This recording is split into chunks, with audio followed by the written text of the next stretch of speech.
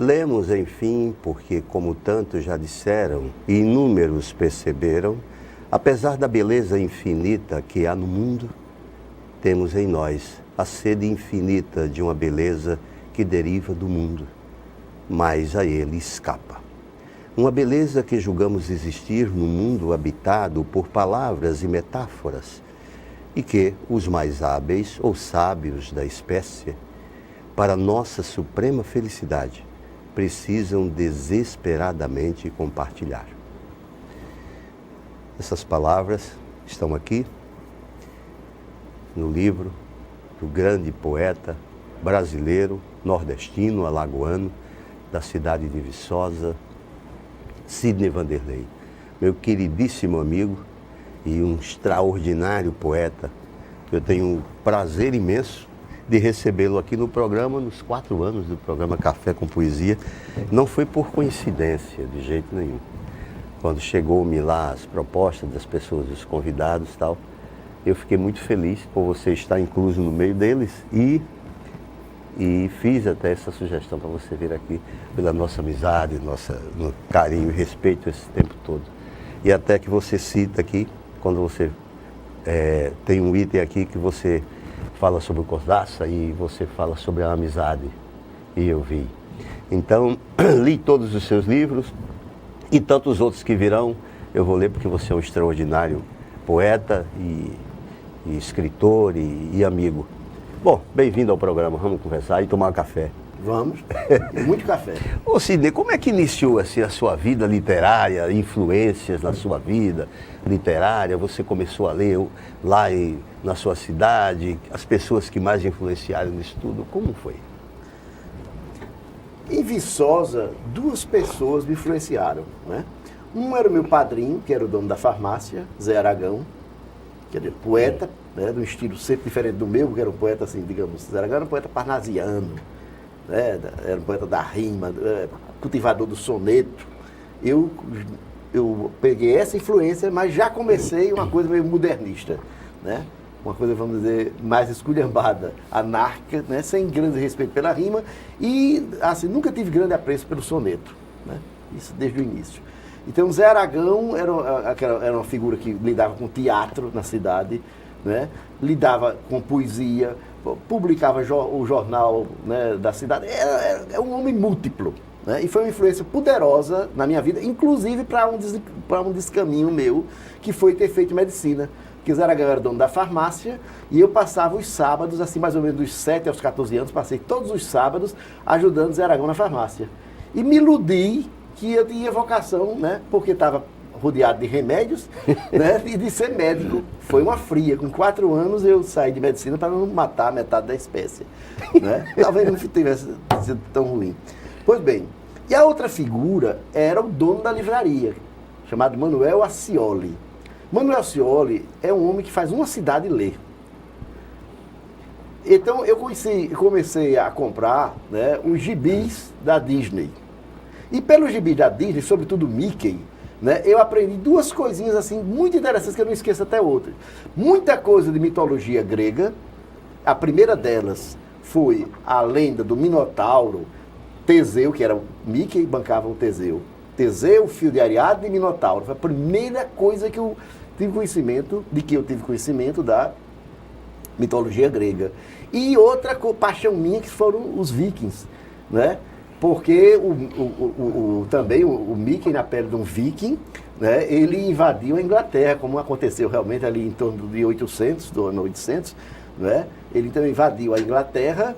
E aí eu comecei também a mitologia grega, Thor, Odin, grega não, escandinava, Thor, Odin. Então, através dos gibis, meu universo já foi uma coisa, né, ficando bem mais ampla, né? Quer dizer, era Viçosa, mas uma Viçosa que comportava o mundo, que cabia o mundo. Uma Viçosa que acolhia, né, da Grécia de Sócrates, de Platão e de Aristóteles, até, né, a Escandinávia, fríssima Escandinávia dos vikings.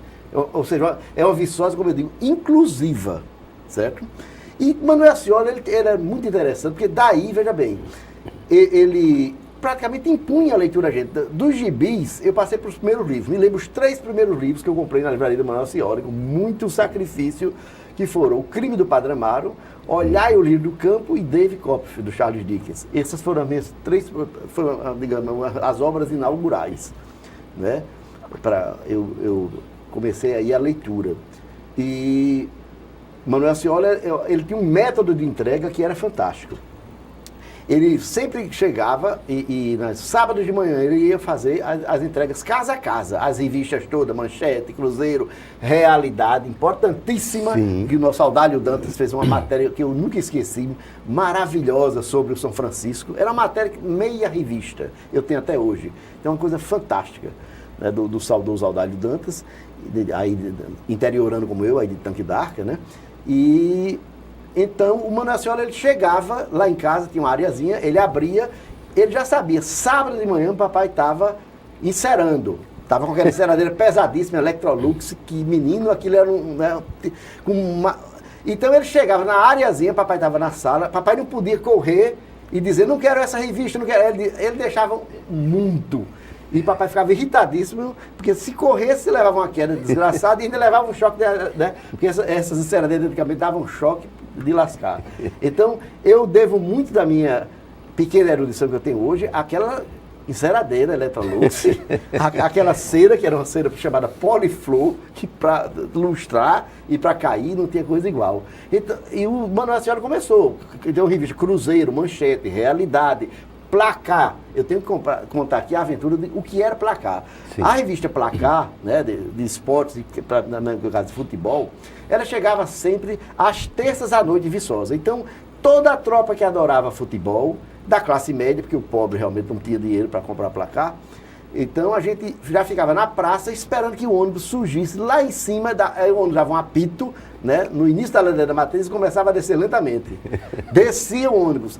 Manuel Scioli, então, ia arrumar tudo que era de revista, pôster, livro. Então ele sobraçava aqueles volumes e ia até a livraria, que ficava na praça.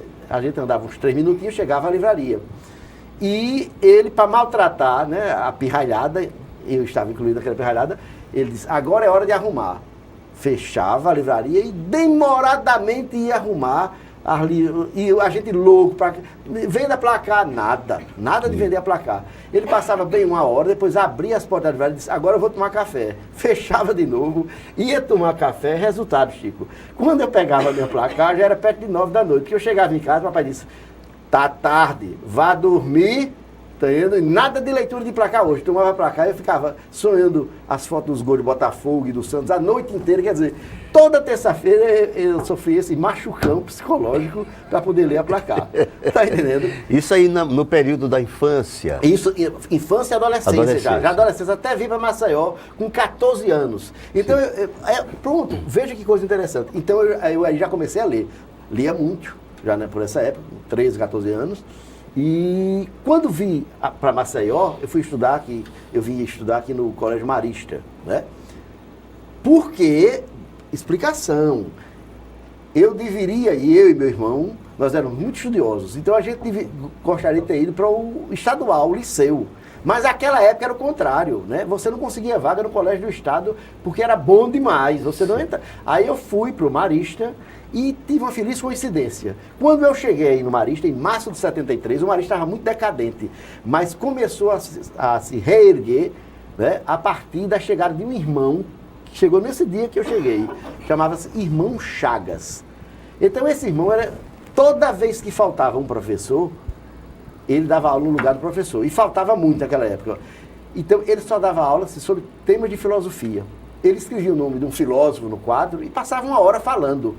E é inacreditável, porque esse cara só falava, me deu uma aula de Freud, uma de Nietzsche, uma de Sartre, uma de Camus. Ora, era um religioso, um irmão marista, e só falava em ateu. E dali, eu que era em Viçosa, coroinha, baba-ovo de padre, fiquei rapidamente um ateu, graças ao diretor do Colégio Marista, esse irmão Chagas. E quando eu descia, que eu morava no primeiro ano, morava numa pensão do meu tio, que ficava ali na Levada. Quando eu descia, eu já tinha um compromisso, era passar numa sapataria vagabundíssima chamada O Chinelão, e aí lia a Gazeta. Lia a parte de futebol, de crime, aquelas coisas bem populares. Mas antes disso eu passava numa livrariazinha que tinha aqui, né? Que era a livraria Castro Alves, do pai da Raquel Rocha. Sim. A Raquel Rocha é professora aí de Ciências Sociais da UFAL. O pai dela tinha uma livraria chamada Castro Alves. E eu me lembro que os 2 primeiros livros, ainda em março, quando eu cheguei aqui, em março de 73, eu tenho 14 anos, março de 73. Pois bem, adentrei a livraria, era um pirralho, né? E eu estava procurando 2 livros. Me localizaram e entregaram na hora. Era Yoga para Nervosos, do professor Hermógenes. Porque eu lia muito, mas estava ficando meio doido. E fazia todo tipo de careta no mundo, com o nariz, as orelhas. Não parava não, meu rosto era uma presepada. Aí, para me curar disso aí, né, aí eu comecei a fazer yoga ao meu jeito, dando berros em casa e tudo mais. Tá indo? Pronto. Então, era desse jeito. E o segundo livro era A Peste de Camus, porque eu já tinha visto, né, vários filmes em Viçosa existencialista e estava virando existencialista naquela época, de uns 15 anos aí. Pois bem, aí eu quando perguntei pelo livro, eu falei alto, mas a minha voz era esganiçada, porque a gente com 15 anos a voz está mudando, né? Eu disse, eu quero a peste! Quando eu disse eu quero a peste, a livraria, os clientes todos olharam e começaram a gargalhar, inclusive a vendedora. O pai da Raquel saiu, estava lá, vamos dizer, na ribalta da livraria, veio à frente, veio ao proscênio e me entregou o livro A Peste, com tradução, era da Zé Olímpio, com tradução de Graciliano Ramos, Olha. A Peste. Era um livro bonito, pequeno, e aí ele disse, não avistou todo mundo, ele disse, tá aí um menino diferente. Né? Aí eu fiquei vermelho por outros motivos. Não mais por vergonha, mas já por vaidade. Eu enchei na hora, graças ao pai da Raquel. Então, essas são as aventuras do início de leitura. E é como uma coisa interessante, se vocês, os telespectadores aqui que estão nos acompanhando e tal, a gente fica fascinado, porque quando você conversa com um grande talento, né, da literatura, porque ele conta a história, parece que a gente está lendo e está vendo as imagens, par e passo, como você está contando, tanto da sua infância como da adolescência, enfim, chega a visualizar lá a livraria Castro Alves, o senhor vindo para cá, você lá mudando a fisionomia, é muito interessante. Aí depois então, mas como surgiram os primeiros poemas, se foi pela poesia ou foi pela prosa, como foi? Os primeiros poemas, Chico, eles demoraram, porque eu via Zé Aragão escrevendo, mas não tinha a menor ideia de como fazia aquilo. Então eu já estava com 17 anos, eu cursava medicina, foi quando eu fiz medicina, e no primeiro ano de medicina a gente passou um ano ali, né, com anatomia. Ali vizinho, no CCBI, vizinho ao necrotério, né? Necrotério, como é que chama aquele? Instituto IML, Instituto Médico Legal, Estácio de Lima. Bom, e os cadáveres com aquele cheiro de formol terrível, olha. E ali eu descobri, eu digo, rapaz, não tenho nada a ver com isso não. Apesar disso, como sou meio leso, eu ainda passei 4 anos ali, perdendo tempo de medicina. Bom, e a gente começava a dissecar, eu não prestava atenção, eu não sabia pegar direito no bisturi. Até quando eu vejo as fotos hoje, não era maneira de cortar. Eu não ia acertar nunca, né, uma operação, por mais singela que fosse um curativo, eu não acertaria, pegando daquele jeito no bisturi. Bom, e aí eu comecei, tinha um professor que já morreu há um bom tempo, era de Penedo, de anatomia, e ele dizia assim, com muita ironia, o cara que não tinha vocação para anatomia, que não era um aluno dedicado, como era o meu caso, ele chamava de poeta. Era uma, né, depreciativamente, ele dizia, esses poetas não vão passar de jeito nenhum para pronto. E eu já estava influenciadíssimo, lia muito, né? Drummond, né? Pessoa, João Cabral, e também naquela época estava lendo muito Ferreira Goulart, né? Do Poema Sujo, isso era, já estou falando de 76, por aí. E então eu comecei a fazer poemas. Começava, né, fazer sonetos aí, misturando nervos, forames, tudo, e fez o maior sucesso naquela época, e os poemas eram horrorosos. Hoje eu sei, né? Na época eu não sabia. Não. A gente quando está fazendo a porcaria nunca percebe, né? Percebe no dia seguinte ou alguns anos depois. Pois bem, aí eu comecei a escrever muitos poemas. Escrevia poema e as pessoas colocavam no quadro. E eu vi isso, que estava virando um clássico, porque 2 turmas depois, aqueles poemas ainda continuavam, o pessoal colocava no quadro e lia aqueles poemas, né, de rima, de tudo, de veia, artéria, aquela misturada da peste. Né? Dali, então, eu fui ficando uma coisa mais séria. Por isso que este livro que eu estou lançando o ano que vem, que é um balanço dos 60 anos, completo 60 anos, 43 de exercício literário, né? De poesia, exatamente, porque eu comecei aos 17 né? Indo até os 60 anos, né? Que é o que eu estou completando. Pois bem, então o meu pontapé inicial sempre foi poesia. Prosa foi uma coisa que veio muito depois. A rigor, prosa eu comecei há uns 5 anos no máximo, né, que foi com Cidade. Antigamente, você está lembrado, todos os meus livros eram de poesia. Eu não queria papo com prosa. Eu digo, não. Inclusive, esse livro a gente vai falar sobre ele, que eu li e achei fantástico, maravilhoso, depois do nosso intervalo, que a gente vai tomar um cafezinho, continuar, e com esse extraordinário poeta e também um cidadão, um sujeito de uma generosidade, uma alma brilhante, e meu queridíssimo amigo Sidney Vanderlei. Já já a gente retorna. Vamos tomar café. Muito.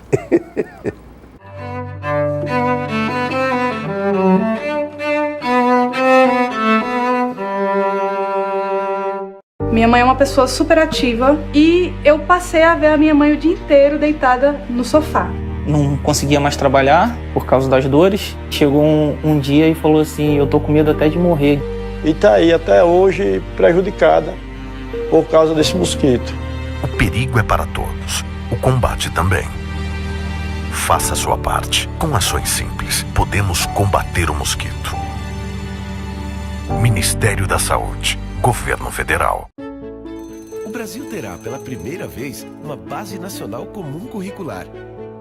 O documento é democrático e respeita as diferenças. Com a base, todos os estudantes do país, de escola pública ou particular, terão os mesmos direitos de aprendizagem.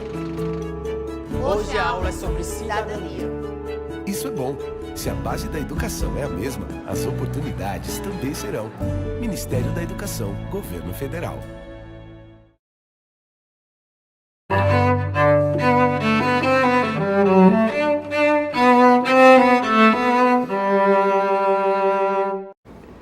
Então retornamos ao programa Café com Poesia, conversando com esse extraordinário poeta brasileiro, nordestino, alagoano, Sidney Vanderlei. Então a gente estava falando no intervalo sobre o livro Cidade, né? Que eu li e achei fantástico, aquelas histórias lá do Zé Aragão que você coloca, não é? Da sua trajetória toda na cidade, por onde você passou, você colocando aquelas figuras, aquelas personalidades, personagens da cidade, que depois eu fui lá a Viçosa e você sabe que foi interessante? Eu fiquei olhando a cidade e imaginando seu livro. E fui lá no bar do Zé do Cavaquinho, andei por aquela praça lá, fiquei imaginando o livro. Fui numa padaria vizinho lá do Centro de Convenções, que lá existe hoje e tal, e fiquei imaginando, perguntei a algumas pessoas por você, enfim, se conheciam, e você colocou a cidade de Viçosa, da Viçosa, no seu livro, que é um retrato fiel da sua época, muito bem, mas que a gente entra na cidade pensando no seu livro. Eu achei fantástico. E depois você complementa com o próximo livro, que é A Feira, né? Mas aí, então, como foi que surgiu a cidade?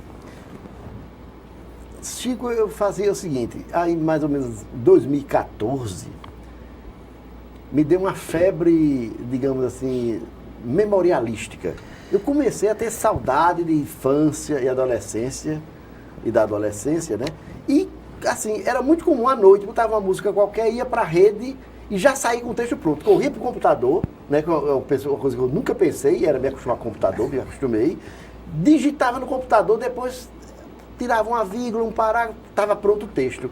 E aí saí revivendo toda a minha infância até os 14, 15 anos, que foi quando eu vim para Maceió, né? E você falou aí numa coisa também importante, que é do bar do Zé do Cavaquinho. Porque eu vou ligar, e a gente está falando na medicina, na minha falta de vocação para medicina, né? Em 78, eu estava na ocasião, meu Deus, deixa eu ver, eu estava com 19 para 20 anos, em 78, eu estive no bar do Zé do Cavaquinho com o Ricardo Mota. Ah, o Né? Ricardo. E Ricardo era meu um abração. colega. Dois médicos desgraçados. Se a gente tivesse se informado, essa humanidade não estava do jeito que é. Porque a gente já tinha matado de gente. Pois bem, então eu e Ricardo Mota fomos ao bar e meu irmão também nos acompanhou, o Sandro. Pois bem, nós fomos ao bar do Zé do Cavaquinho. Conversamos com o Zé do Cavaquinho e ele tinha um tipo que eu chamaria de medicina, não vou nem dizer alternativa, vou dizer uma medicina heterodoxa. E vou tentar te explicar por quê. E foi ali que eu disse, caramba, se a medicina for assim, é interessante, mas aqui eu estou estudando lá no CCBI, está um saco. Então, eu comecei a conversar com o Zé, e o Zé tem aquela célebre frase, né, que ele diz, beber só com método. Sem método, até água de pote faz mal. Agora, eu estava preocupado, eu digo, o Zé com uma frase dessa e estava perto de morrer já, de cirrose. Eu disse, então, já vi que casa de ferreiro, espeto de pau, ele não aplica, né, a metodologia não vale para ele. E comecei a conversar com o Zé, digo, o que a gente em medicina chama de anamnese, que é aquela conversa que você faz, né, para ter uma história da vida do paciente, dos pais, saber, né, as doenças que o cara desenvolve, pode desenvolver, aquela conversa que os médicos hoje nem tem tempo para isso, né? Pois bem, e o Zé então me confessou, aí começou a falar da mãe e do pai, né? E dizia, a mãe, se não me engano, tinha morrido de um AVC. Mas ele não dizia morreu de um AVC, ele dizia, mamãe morreu de sucesso. Sucesso para ele é qualquer morte assim, repentina. Né? Então, um AVC, um infarto fulminante, são exemplos de mortes repentinas, ou seja, são exemplos de sucessos. Tá certo, sua mãe morreu de sucesso, então não tem nada a ver com a cirrose. E seu pai? Aí papai morreu de apito de trem. Eu disse, apito de trem? Isso é uma causa mortis? Aí o Zé disse, calma, vou explicar. Explicou. Ele disse, olha, é o seguinte, papai vinha no trem, né, de Viçosa para Maceió, e quando chegou aí perto de Satuba, na curva, ele avistou um menino em cima de um burro, e ele que não conseguia sair da linha, travou. E ele viu o trem, deu aquele apito enorme, e realmente colheu e matou o menino e o burro, né? Mas quando ele viu aquilo ali, ele passou mal e morreu. De sucesso também, porque foi de repente. Então, eu digo, Zé, então eu já anotei aqui. Sua mãe e seu pai morreram de sucesso. Né? Cirrose não é sucesso. Então, a genética não está servindo para explicar isso aí. E o Zé, então, me dava explicações, assim, fantásticas. Ele dizia... ele disse, eu disse, e você teve, que doenças você teve, Zé, ao longo da vida? Ele disse, não, doença mesmo, só duas. Eu digo, quais foram? Ele disse, a primeira foi na década de 50. Foi um desastre de automóvel. Eu digo, desastre de automóvel é doença? Ele disse, porque eu fiquei imprensado, ele veio no Jeep para Maceió, o Jeep virou e ficou em cima de uma perna dele. A perna ficou muito machucada durante uns meses, até ele segurar. Ele disse, certo, então doença de automóvel, desastre de automóvel agora é doença, vou anotar aqui. E qual foi a outra, Zé? Ele disse, não, a segunda vez, estava em 78, a segunda vez foi há 2 ou 3 anos atrás, quando eu fui com a Ematu, né? E todo o grupo de folclore para se apresentar em Brasília, né? Era o Davis Portela de Mello, que era presidente da Ematu na época, levou, e o Zé do Cavaquinho, inclusive em Brasília, tocou e fez muita amizade com o Valdir Azevedo. Né? Isso foi em 75, mais ou menos, por aí. E, então, eu disse, e adoeceu por quê, Zé? Qual foi a causa da sua doença? Ele disse, foi um peido do Mateus. Um peido do Mateus? O que? Isso não é causa de doença. Ele disse, porque a gente ia chegando perto já de Brasília, numa cidade chamada Luisiânia, e aí o Mateus deu uma sonorosa bufa de um fedor inestimável. E o Zé era 4 da madrugada, o Zé abriu rapidamente a janela para morrer sufocado. E gripou, passou uma semana gripando. Foram as duas doenças, desastre de automóvel e peido de Mateus. Por último, o Zé me deu uma aula sobre antibióticos. O Zé disse, olha menino, ele não sabia meu nome nem. Menino, é o seguinte, não tem problema com infecção, com nada disso, porque sei como cuidar das bichinhas. Que bichinhas? As bactérias. É o seguinte, bactéria é um negócio que eu descobri faz muito tempo. É louca. por goiabada. Doce. Resultado. O que é que eu faço? Eu não gosto, eu detesto doce. Aliás, eu sou de comer muito pouco. Mas boto uma talhada de goiabada de arco verde importada. Goiabada importada de arco verde ali no prato. E boto aqui o meu copo de aguardente. Coloco o garfo, né? Na talhada de goiabada e ensaio. Finjo que vou botar. Né? Aí elas vêm todas felizes pra garganta. Ficam olhando assim, com aqueles olhinhos dela, louca pra pegar o doce. Ele disse, imediatamente, olha, eu não dou tempo de reação algum para elas. Eu puxo a talhada de goiabada e sacudo o copo de aguardente. E não tem antibiótico mais poderoso que a água que o passarinho não bebe. Não fica uma bactéria, vírus, nada vivo. E por isso que eu não adoeço. Pronto. Aí eu disse, rapaz, se a medicina fosse assim, Chico, eu ia fazer medicina. Eu acho que eu teria concluído, seria até um médico de sucesso. Olha só, que espetáculo, né? A gente conversando com um poeta, um escritor, e faz a gente visualizar todas essas histórias. Bom, o tempo do programa é muito curto para esse grande poeta, esse grande escritor alagoano. É curto, a gente está chegando já ao final do programa. Em rápidas pinceladas, a feira. A feira foi um projeto, muito, a meu ver, para mim, né, insuspeito, muito bem sucedido, meu e do meu grande amigo, né, Juarez Cavalcante, fotógrafo maravilhoso e não só, um artista de primeira, um homem de uma erudição geral, uma figura diferenciadíssima no nosso universo aqui alagoano. Né? Então, são textos que eu fui escrevendo, muitos deles a partir da fotografia do Juarez. E a gente faz um diálogo onde a gente prima, né, por uma certa, digamos, para preservar o campo de cada um. Ou seja, de maneira, como até a Raquel Rocha diz no prefácio, né, na introdução, né, de maneira que a fotografia não seja uma ilustração do texto, nem um texto seja uma legenda da fotografia, né? Cada um tem a sua área de atuação. Eu li e adorei, as fotografias também belas, né? Achei maravilhoso, inclusive imaginei e vi uma coisa, você escrevendo para o Raduan e o Raduan escrevendo para você, falando que já está, há muito tempo já estava, você já adentrando na prosa. Na prosa, não foi? Exato. Você falando o prêmio que ele recebeu e você disse, agora eu vou mandar isso. Exatamente. Uma maravilha. Eu acompanho toda a sua vida literária, embora você não saiba. Aí, aqui é o seguinte, esses livros, eles são publicados pela imprensa oficial e a Gráfica Graciliano, né? Isso. Que é a sua editora hoje, né? Exatamente. Então, inclusive a Patrícia... Desde o Cidade, né? Os três. Cidade... Né? A Patrícia, feira nota sobre leitura, a Patrícia Monteiro. Monteiro, que é uma pessoa muito distinta e faz um trabalho magnífico lá, divulgando as obras que são publicadas pela Gráfica Editora Graciliano. E na poesia, você tem Dias de Sim, não é isso? Dias de Sim, Na Pele do Lago, Nesta Calçada. Poesia... Chove... Como é? Chuva e Não. Chuva e Não. Eu publiquei muito mais do que precisava em poesia. Né?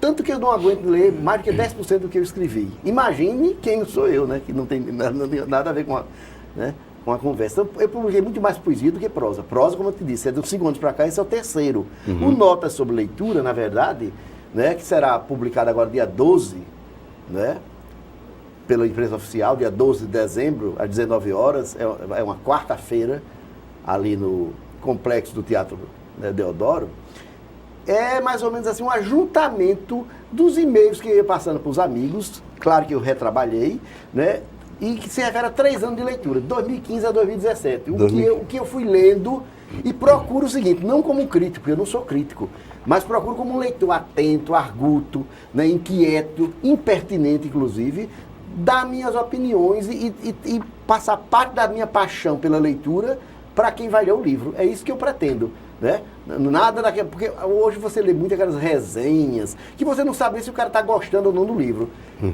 Eu procuro fazer, dizendo o que eu gosto do livro, o que eu não gosto do livro, se eu gosto, se eu não gosto e por quê. É mais ou menos isso. Esse é o grande poeta alagoano, nordestino brasileiro, Sidney Vanderlei. O programa está aberto aqui para você. para você voltar outras vezes e a gente dialogar. Até Voltarei. vamos agendar, viu? Vamos agendando momentos seu aqui no programa. Café sempre. Sempre com cafezinho. Um grande abraço para os telespectadores e até o nosso próximo encontro.